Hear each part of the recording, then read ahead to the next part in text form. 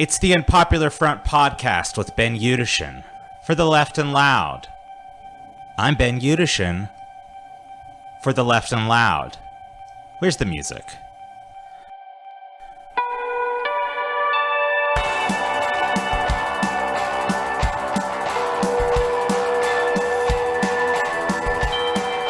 So what do you think about that? Was that different? Was that weird? I can't help but just always want to do a slightly different intro, but that basically just means I spend all my time thinking about the intro. So hello everybody. This is my soft, calm voice. This is my ASMR work, so if you're like some crazy right-wingers I heard about online, you're probably trying to shut down my PayPal or Venmo account because I don't know why, but apparently that's a thing that was happening this week. So could Google it, but then it would pick up on the mic. No one wants that. Anyways, my name's Ben Yudishin. It is currently September the 23rd, 2018. I'm technically recording this on the 21st, but I'm going to release it on the 23rd.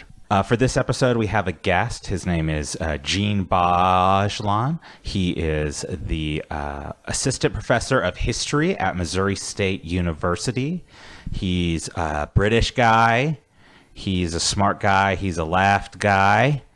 And he is going to talk to me about some of the issues going on in the left in the UK, specifically the issue of anti-Semitism in the UK left and accusations of, and sort of what that means.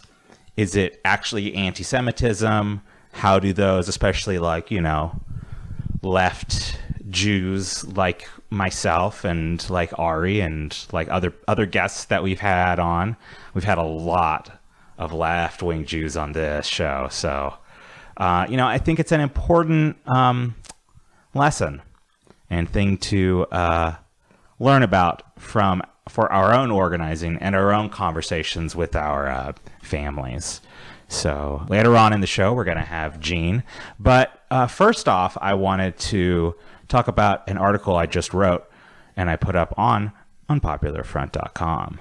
Recently, the richest man in the world and my richest neighbor by far.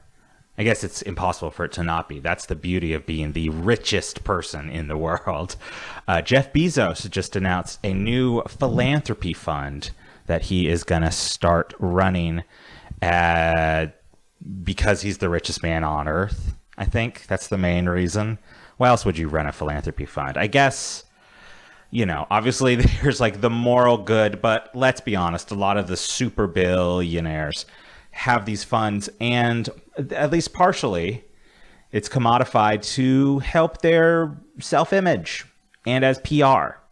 So to help on his personal PR, which as the richest man in the world, you're going to need a lot of good PR, he announced this thing called the Day One Fund, which is described as having bring in that day one attitude for investing in good things, I think. Something like that. But it's very similar to something like the Bill and Melinda Gates Foundation or other sort of medium to large tier NGOs that take the money of the ruling class.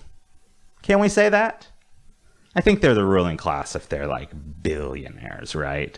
With Jeff Bezos' Day One Fund, he's looking to focus on two issues that are very important, specifically just in the greater sort of urban life in the world, is the issue of homelessness. And this is a issue that's very important, specifically in Seattle, as a lot of the big tech cities, the big sort of West Coast metropolises from LA all the way up to Seattle, that's including places like obviously the Bay Area and Portland and Seattle, are all dealing with serious homelessness issues.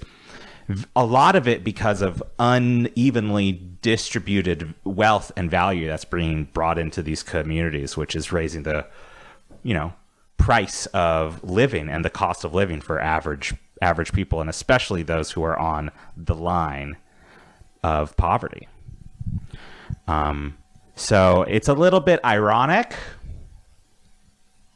considering the way that a figure like Jeff Bezos would choose to be part of a coalition in the city of Seattle that was looking to directly raise funds for homeless people with the employee head tax, which I spoke about it on an earlier episode.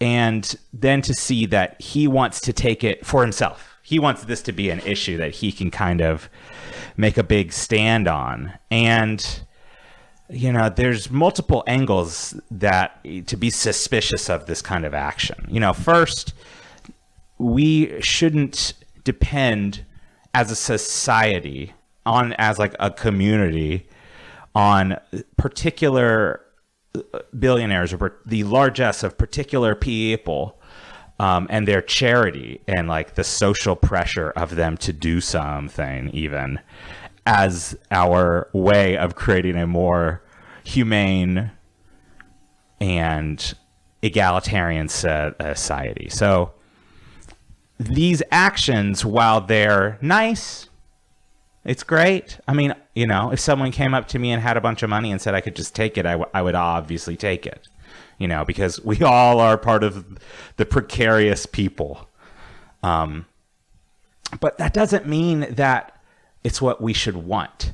And seeing someone like Jeff Bezos get in the way of a vote like the EHT and then coming in with this fund almost feels like he's saying, I don't want the people to have control over it. I don't want there to be, even as corrupt as the Seattle process is of making laws, but even the way that he's saying, I want to take control of this. I am taking power. I am going to subvert democracy because that is more important, that I get to have power over this than that it's done in a way that I don't have control over how it's done. So it's going to be very interesting to see how companies like Amazon and like Starbucks and like other large industry is going to try to use its own non-profit sectors and its own sort of philanthropic work to protect their own image. I mean, this is like a thing you would hear about the Koch brothers. Realize they're almost like a hackneyed topic at this point. Everyone's talking about the Koch brothers to a degree at some point, right? But, they'll give to PBS and they'll give to the fucking opera. Which is the reason why you shouldn't watch PBS. And honestly, you shouldn't go to the opera. Opera's really boring. Performative class acts of sophistication that are given all these sort of this charity. Anyways, I'm not a fan. I don't like the opera. I'm sorry. Never got into the opera. I had to go see Madame Butterfly once in middle school, and I was so bored. And I really like music. I can even get down with some classical music, but I just couldn't get down with the opera. I don't know. It's like proto musical theater, and I don't want that. I just don't need that. I can have music and I can have drama. I don't need them to be together always, or even ever.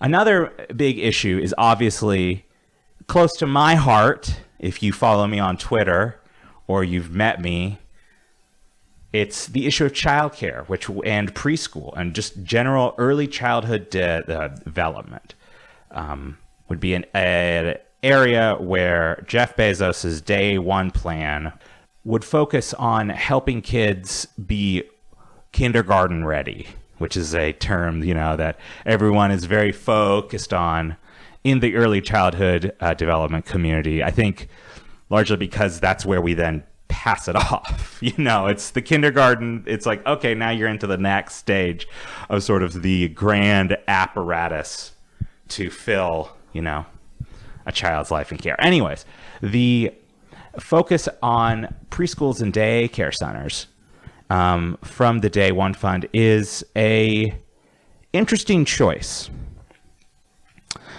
considering the history of philanthropy from the richest guy in the world's, plural, from Seattle, because we also, obviously, house Bill Gates. And the Bill and Melinda Gates Foundation was a cornerstone of the described school reform movement, really the corporate school reform movement, which sort of looked to try to bring in some of these cutting edge management and practices from the corporate world. You know, like that's a thing that Microsoft, I believe at Microsoft, the company, there was a period of time where you could literally go like type in your name and see your rank for like your productivity, you know? So it's this sort of highly systematized, data-driven model.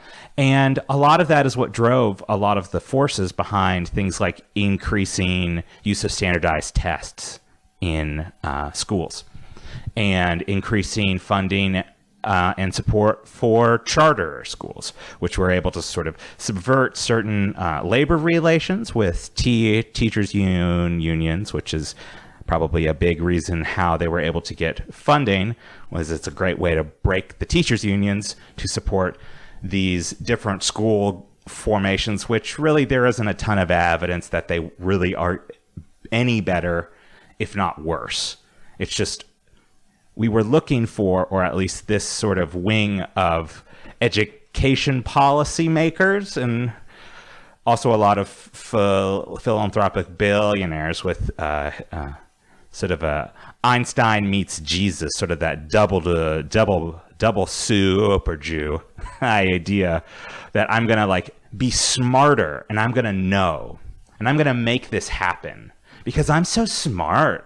Look at me. I mean, we all say that, you know, whoever has the most money, that they're the best person. You know, like in a way, it's sort of like fulfilling that great capitalist myth of that of the meritocracy and sort of the moral rightness of wealth, and how that infects some of these groups. And the Bill and Melinda Gates Foundation was very involved in a lot of these programs, and the Rand Corporation, which is not a left-wing group, recently was commissioned to do a study on the effects of these policies. You know, I mean, because, you know, they're very data-driven, right? They want to get like good, accurate data on how great breaking all these unions and giving kids iPads instead of art class and making sure that kids take like 2 months worth of tests a year, like straight, that is going to obviously be great. The results are going to be fantastic. And then the Rand Corporation comes back and says, actually, it was really not so good. So it's very telling that literally the area that Jeff Bezos wants to go into, almost in a sort of like moral competition with someone like Bill Gates, and as a way to sort of build his image, is going into an even more dangerous place and an even more vulnerable population that absolutely needs support. And we know how to do it. Like, we can have universal childcare centers, or at least like public versions of that, you know, like at least have like, instead of having public school starting at age 5, why not have it started at age 3, age 2? We have this idea, I'm not sure if it sort of comes from this sort of Puritan era and trying to enforce certain family values on, we don't recognize through our public policy how important and impactful work with children from birth to about like age 4 and 5 has. And yet that's so impactful, and yet that's the area where there is no like federal guarantee for some kind of care. It's put onto the families. There is no public school equivalent of daycare. Everyone has to go individually. And it creates this perverse incentive to where we are requiring more and more parents in whatever your family group is, but I'm going to assume, let's say 2-parent households both have to work. At that time, that means someone's obviously going to have to take care of the kid. We're sort of using these choices and these policy choices to reinforce inequalities and hierarchies in society by not giving certain kids care and basically saying that their most impactful time in their intellectual and physical growth and sort of how they begin to experience the world and is going to shape them psychologically for their entire life is just up to everyone else on their own. It's like one of the most social Darwinistic time periods. So instead of waiting for a billionaire to lift us out of this, we need to have universal pre-K. We need to have universal daycare. We need to take this burden off of individuals and off of families and not just have Jeff Bezos run and do experimental programs. We need to take the money that he has and give it directly to the people and do what we know is actually best and is equitable and is not some little pissing project between the local billionaires at the yacht club. Although, let's be honest, they probably all have their own like yacht cove. Anyways, here is our interview with Djene Bajalan.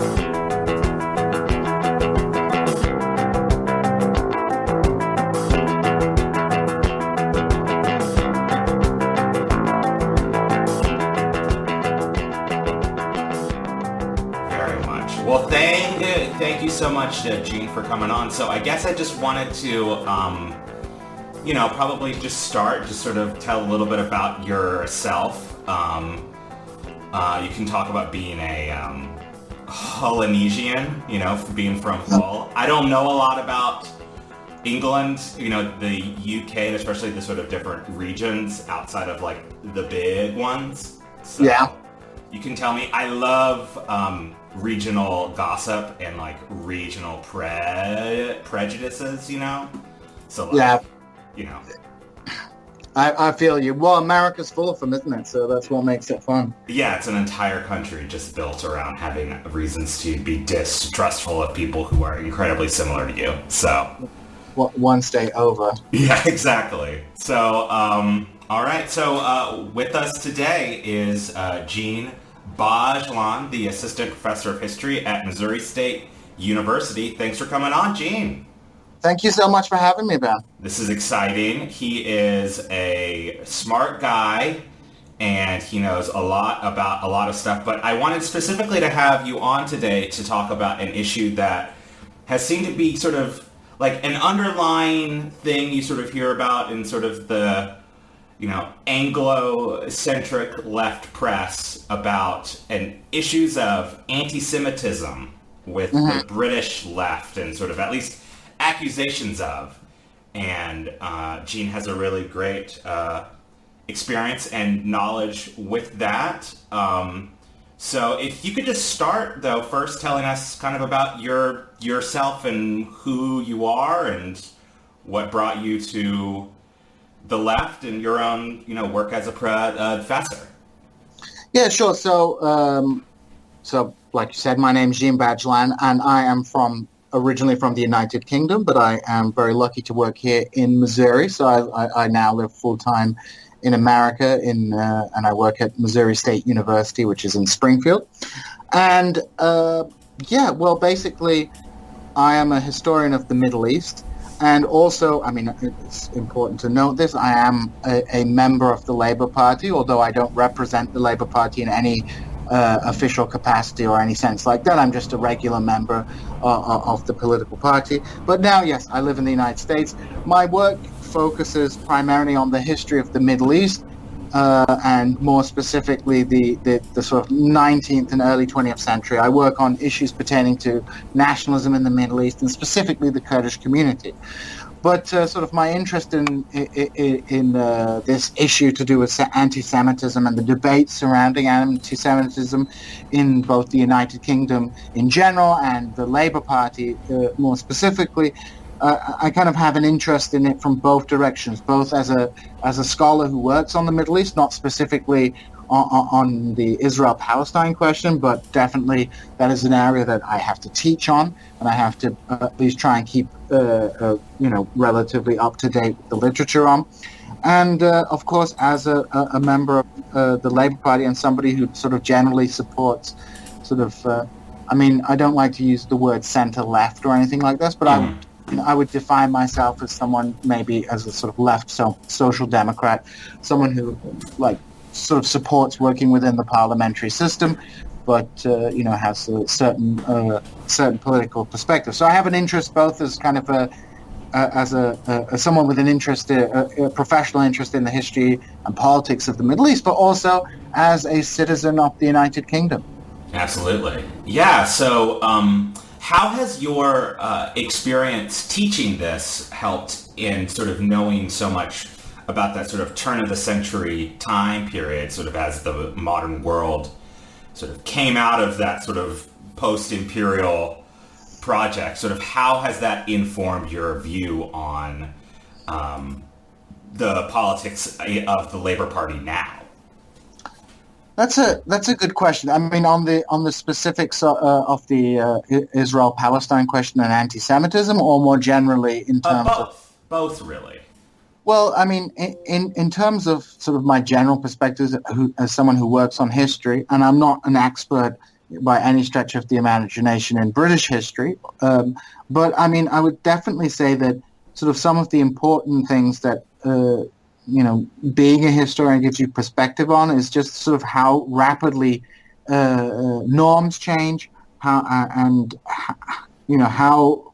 ideas which were very marginal at one point can suddenly become mainstream, and the reverse process as well. Like when we listen to, well, specifically with regards to the Ottoman Empire, which is the area I work on, a lot of the debates that were happening 100 years ago, they're very similar to the debates that we're having today. And when we look at, the debates more generally in the West, in Britain on the left, or in the United States on the left, many of the very same themes and very same issues are being debated and sort of rehashed out today. And I think, I guess when you work with history, when sort of, your professional identity is sort of centered around the study of history, you kind of sort of, I think you do get a good big picture perspective on this issue. And I'll give you one concrete example which relates to the Israel-Palestine question. So, if we look at the way that, the narrative is often portrayed in the media or amongst political pundits or even amongst some academics, we sort of get this perception that there's this innate hostility between Muslims and Jews, and the Israel-Palestine conflict is a kind of civilizational conflict. Now, of course, that often ignores the fact that a large number of Palestinians are Christians. Right. That's a thing that I was always shocked by, because my mother grew up in a very Catholic community, and there were a ton of Palestinian and Lebanese folks who she would was dating and stuff. And so this sort of essentialized idea of Palestinian equals blank always seemed really problematic to me. And I think there's another aspect too, is because this historical hostility, I mean, there's always been in the Islamic world bigotry and discrimination against not just Jewish people, but lots of religious minorities. Sure. But the point comes down to this, is sort of, if you go back to the 19th century, Jewish-Muslim relations were no means sort of perfect. But Muslims were generally far less hostile to the Jewish community than they were to, for example, Christian communities. Right. Because for example, if you look at southwestern Europe, which was under Muslim rule and gradually in the 19th century won independence, you'll find that, for example, many Jewish groups opposed being integrated into new nation states such as Greece, preferring to remain under Muslim rule because they found Christian anti-Semitism a greater threat to them than the sort of benign neglect of, for example, Muslims. Right. So when we see this hostility between Muslims and Jews, it's really a product of the post-1948 world where we have Israel being established and then a huge humanitarian disaster flowing out of that for many Arabs, many of whom are Muslim. And so, of course, over the decades, this conflict has been, both sides on this conflict have had an interest in framing it as a civilizational or religious-based conflict, whether that's Islamists or Israeli nationalists. Right. So when you have this big picture, I think you realize that a lot of these rivalries and hostilities have quite recent origins. Right. Yeah. So that's a great sort of historical context to put in the current issues that are, I guess, still going on. It seems like it's kind of hard to tell for me because I'm not super keyed in, but I definitely have a few media sources that I'll check out for this issue. I'll check out maybe Novara Media and have a few UK based Facebook friends. But could you explain, you don't have to go super deep into all the inner party intricacies, but sort of what is the basic issue at hand with Jeremy Corbyn and anti-Semitism? Okay, so there are a lot of moving parts to this issue. And there were a lot of different claims and counterclaims. But the one that's really precipitated it recently was the debate over the Labour Party's adoption of the International Holocaust Remembrance Alliance, its definition of what anti-Semitism is. And by and large, the Labour Party was planning to adopt this with a few changes to the examples that are given by the IHRA as to what anti-Semitism is. And some people within the Labour Party wanted to remove certain references which talk about Israel and about, for example, you can criticize Israel, but if you criticize Israel disproportionately, and I'm paraphrasing, it's a sign of anti-Semitism. Right. Or things like Israel, the Israeli state is a racist endeavor, is an example of anti-Semitism. So those examples have been removed, and the Labour Party had added some different examples of anti-Semitism as well. And this was seized upon by people, whether out of a genuine disgust or out of political opportunism, as saying look, they're trying to sort of sweep anti-Semitism under the carpet. But this is not the only issue that's been up. There's been regular accusations that Jeremy Corbyn, for example, shares a platform with anti-Semites. His language in referencing groups like Hamas that have opposed Israel have been claimed as being sort of that he's sympathetic and supports these groups and that acts against the Israeli population. There have been accusations that other members on the political left in the Labour Party have engaged in anti-Semitism. And I would note, the issue. It's important to note this, before we go on to discussing the context. The issue of anti-Semitism in Britain is a real issue. Right. And the issue of anti-Semitism in the Labour Party is a real issue. I mean, as someone who comes from, I wasn't brought up in a religious household, but someone who was brought up in what might be defined by an outsider as a partially Muslim origin. I know amongst the Muslim community in Britain, there are often a lot of, really unsavory tropes about Jews that are often repeated. There was an MP who had made some seriously problematic statements on Twitter before she'd been elected, of South Asian origin. So you have, for example, one area within the Muslim community, you see anti-Semitism. Other areas include the aristocracy. One thing that is completely ignored often is the fact that many conservatives and upper class individuals in Britain also harbor deeply anti-Semitic groups. But of course, it's easier to pick on the Muslim community for their anti-Semitism than it is to pick on elements amongst the white community. So, and more generally, historically, anti-Semitism is not a figment of the Jewish people's imagination. 6 million people were killed in Europe in the Second World War. That's not a fantasy. So the paranoia amongst certain elements of the Jewish community in Great Britain regarding anti-Semitism is entirely reasonable. I would make a very big distinction between, for example, the paranoid fantasies of white supremacists who believe like in replacement theory, Right. and Jewish fears of anti-Semitism. Even if they are exploited or exaggerated, they're not, there's a real basis, and it's far more understandable why the Jewish community might be very concerned about anti-Semitism. However, at the end of the day, Labour, despite having this debate, ended up adopting the International Holocaust Remembrance Alliance's definition of anti-Semitism in full, and with all the examples that were insisted upon. And that really hasn't put the issue to bed, because the issue isn't really about anti-Semitism in Labour. The issue is about criticizing Israel in the British public sphere. And, within the context of this polarized debate, there are anti-Semites who are going to jump on the bandwagon. But I think, what we've seen is really a really problematic use of claims of anti-Semitism against people who I don't think necessarily deserve that label.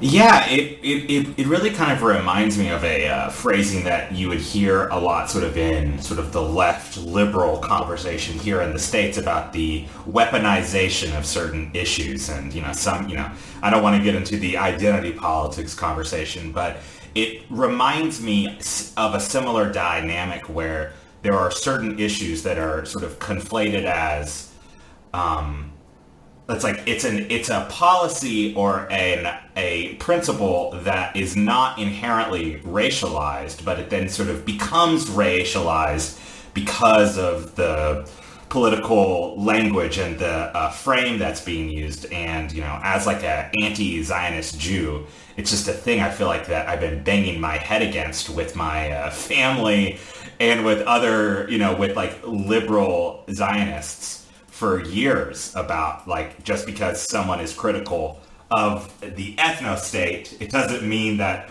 we even like have any issues with Jews at all. I know there was an issue with a survivor of the Holocaust who had been very critical of the IHA,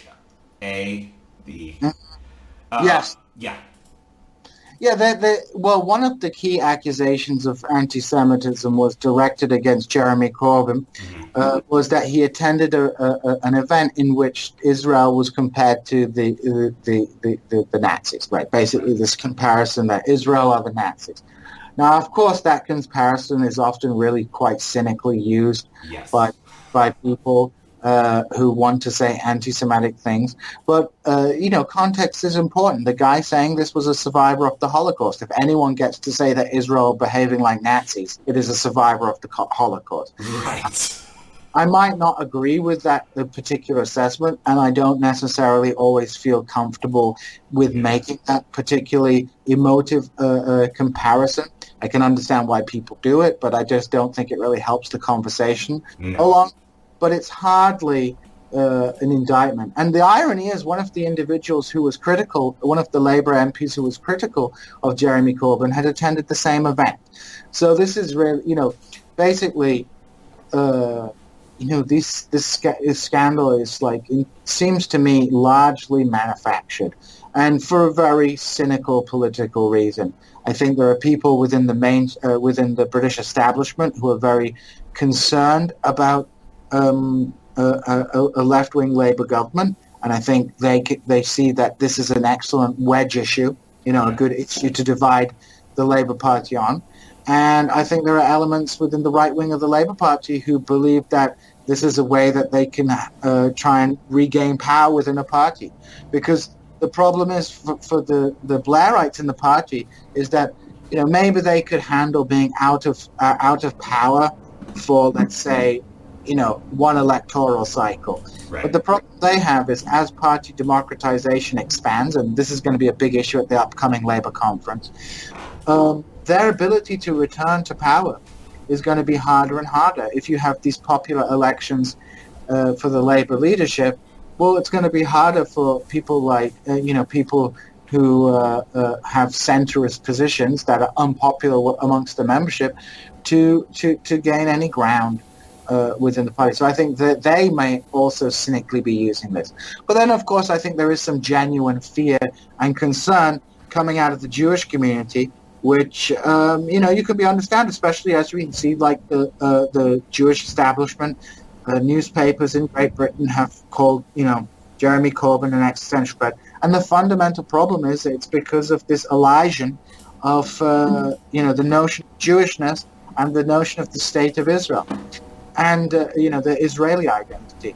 With most diasporic communities, the relationship between the homeland and diaspora is one in which you have a population that moves out of the homeland and becomes a diaspora, overseas. Right. With Israel, you basically have a diaspora that creates a homeland for itself. And so Israel has to really actively cultivate the relationships with its diaspora in a way that perhaps other nations don't feel the need or necessity to do. And that leads to a lot of confusion between, opposition to Israel and anti-Semitism. Right. Yeah, I hadn't really thought about it in that diaspora dynamic, but that is definitely true. You don't really hear a lot about Irish Americans saying, we're going to go back to Ireland and take it back from, when we left, when it was, more controlled by the British. You don't hear that really in a lot of contexts. It's because if you think about it, the connection between most of the Jewish community around the world and Israel is one that has to be actually created. Now, we can go back to the myths of ancient time, but I'm talking about modern times. Right. So the reason Israel pays for things like birthright is because you don't need to create a bond, for example, with somebody who regularly goes back to see his aunties in Turkey, for example, a German Turk who goes back. But, many Jewish people have no familial connection with Israel. They have no emotional or personal connection with Israel. So the Israeli state has to fund things like birthright to create that kind of emotional connection that might be easier to build in another case. This isn't to say anything about the Israeli nation being fake or that Israelis don't deserve to be there or anything like that. The point is merely to say that you have this quite interesting and quite unique dynamic which shapes Israel's relationship with the global Jewish diaspora. Because, we can talk about a Turkish diaspora overseas because we're talking about people who moved from Turkey, overseas and one or two generations in Germany or Great Britain. But Israel is a very different sort of proposition in that sense because many people who are Jewish have never had any relationship with Israel, or at least not within even sort of, memory. Right. Memory. Not since the Ottomans, since the Ottomans took Constantinople, it's been ages. Or even longer than that, not since, and of course, many Jewish people are not descended directly from the people who were turfed out of Roman Palestine, Right.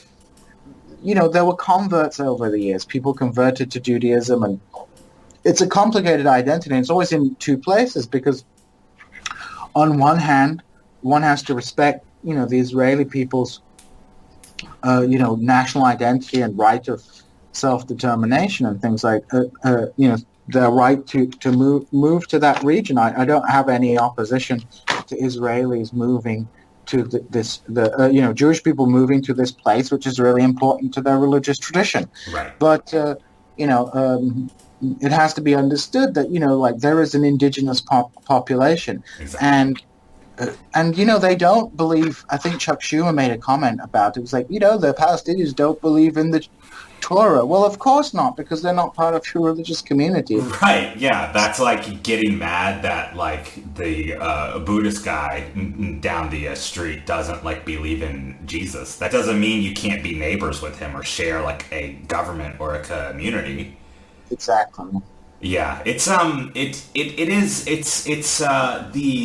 the dynamic of sort of, because to me and sort of my own personal experience with Judaism and with the experience of like pretty much every Jew I know, our Jewishness is not really tied to Israel. It's tied to the diasporic experience, and so much of it comes down in sort of even the traditions and the way that Judaism has manifest is that kind of being able to, I heard it described once as like being able to kind of like, to be able to take your entire culture and faith and put it in a suitcase in case you need to leave, in case you gotta run.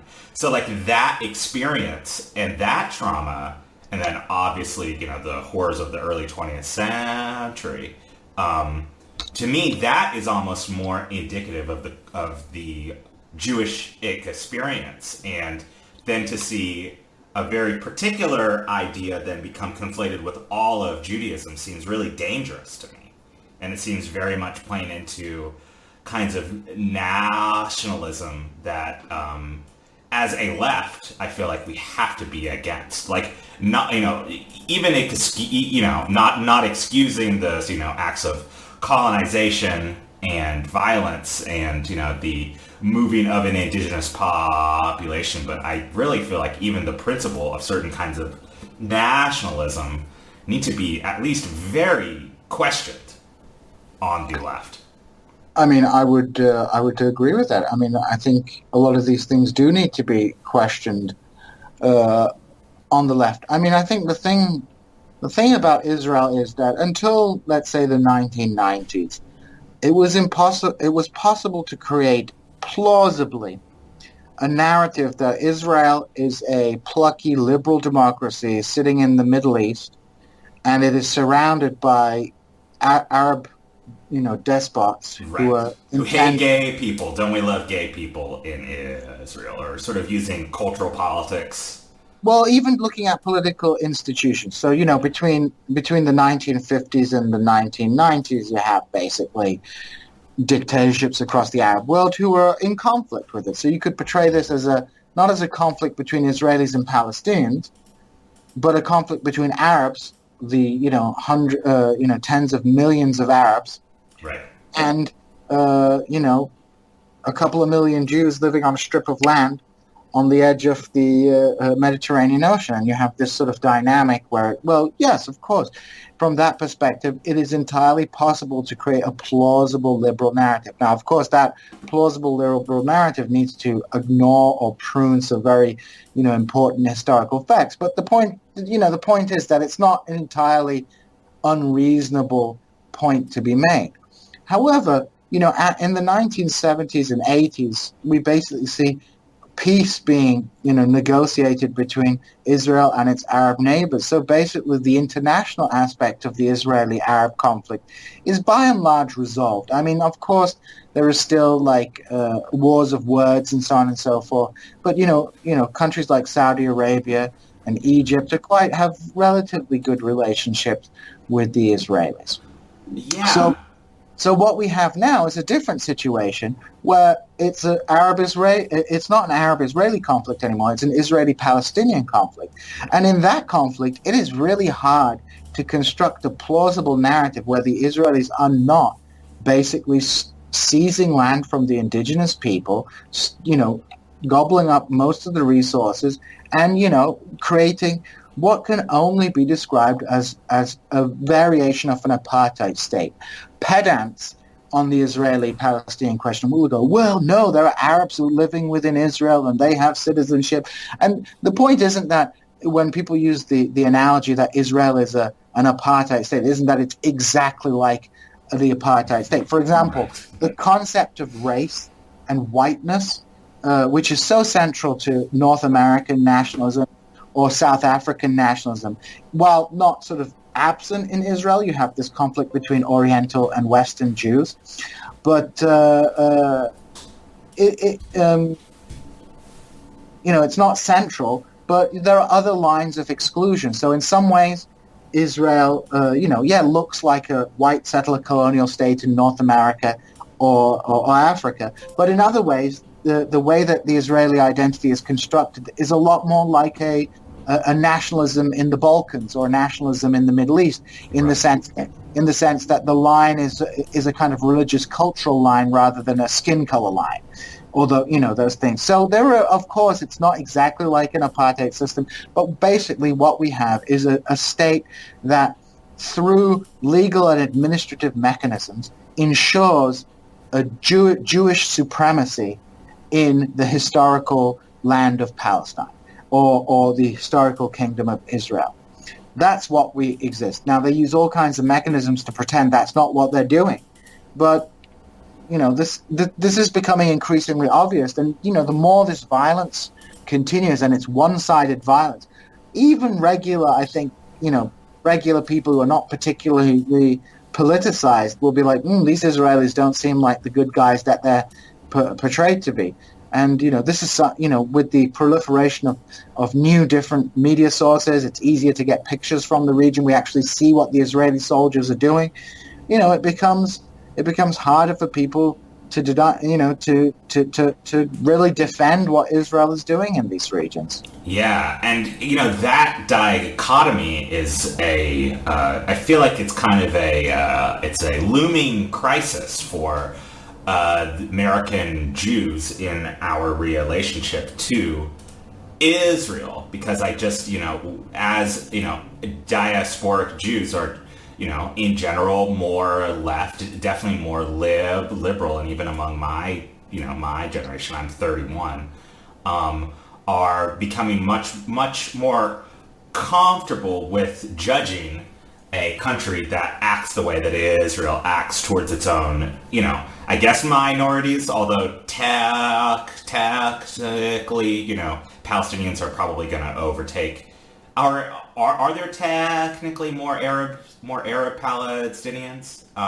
Israel? It really is that a complicated issue because of how they count it?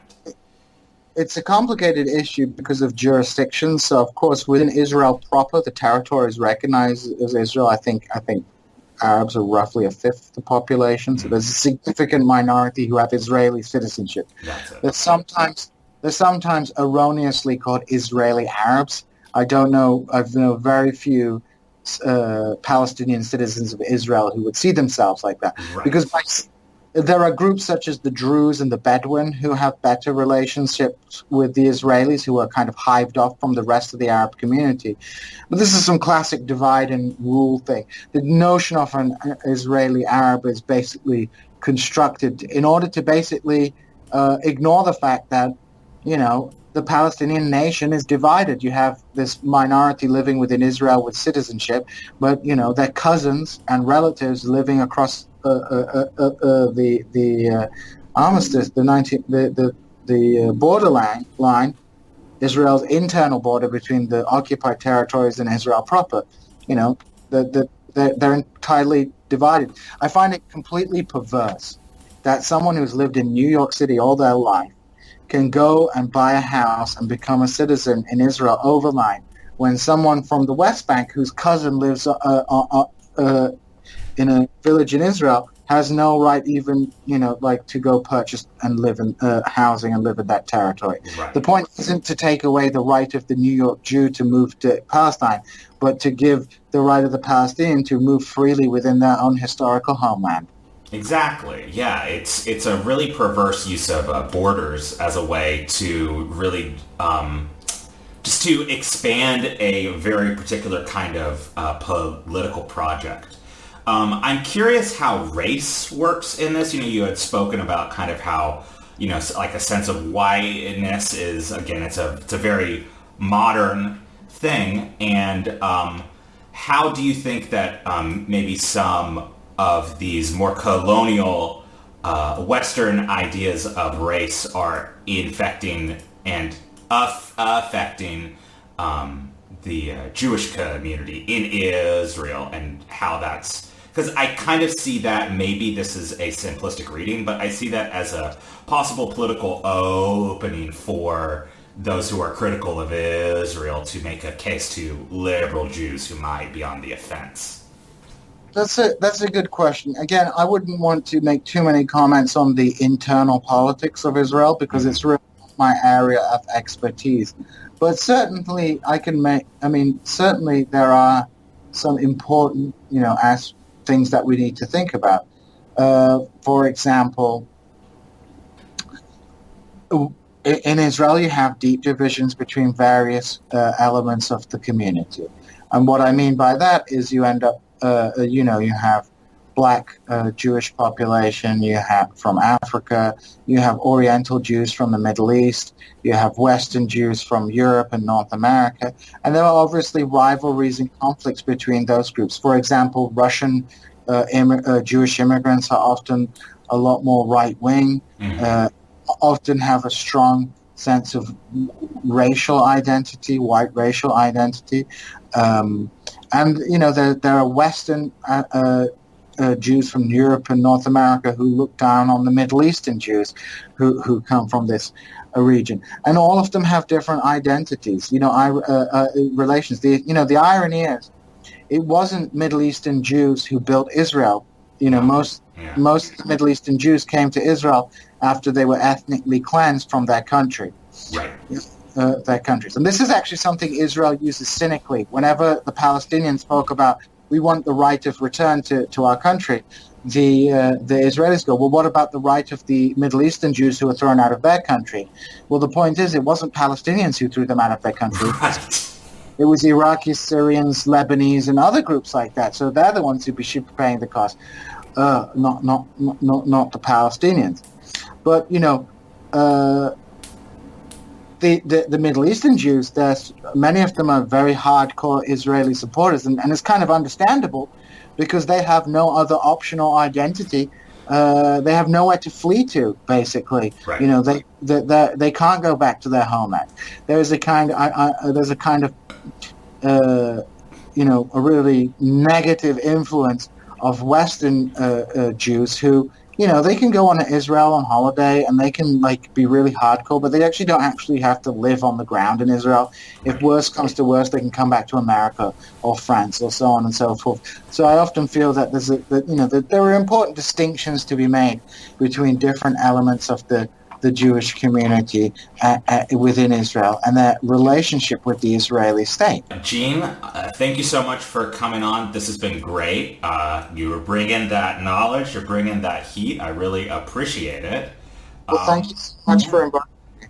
Of course, yeah, and best of luck to you and your wife on, it's a baby boy, or do you not know yet? It may be a boy. It may be a boy. Or are you in that sort of vague time period where they're trying to find it and they can't really trying to find it. So he's a boy, so he's basically going to be living life on easy mode, I guess. Yeah, exactly. Yeah. Easy mode life. There you go. Well, thank you so much again. All right. And I look forward to speaking to you in the future. Yeah, absolutely.